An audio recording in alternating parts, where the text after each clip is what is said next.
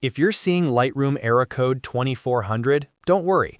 This usually comes down to an Adobe login problem, a network issue, or a temporary server connection failure. In this video, I'll walk you through the fastest fixes step by step, so you can get Lightroom working again without wasting time. And if this helps, please hit like and subscribe for more quick tech fixes just like this. First, check your internet connection. This sounds simple, but it's one of the most common causes. Try opening a website to make sure your connection is stable. If Lightroom still gives you the error, switch from Wi-Fi to a mobile hotspot, or try a different network altogether. Sometimes your current network is blocking Adobe services. Next, disable any VPN or proxy you may be using. Adobe servers can sometimes fail to connect properly when a VPN is active, so turn it off and then try Lightroom again. If that doesn't help, sign out of Creative Cloud completely. Open the Creative Cloud app, click your profile, and choose Sign Out. After that, restart your PC. Once your computer boots back up, open Creative Cloud again and sign in with your Adobe account.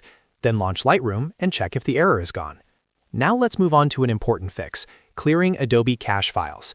On Windows, open File Explorer and go to C, Users, Your Name, App Data, Local, Adobe, OOBE. Delete the OOBE folder contents or the folder itself if needed. This can clear damaged login data that may be causing the 2400 error. After deleting it, reopen Creative Cloud and sign in again. If you still have the problem, temporarily disable your antivirus and test Lightroom again.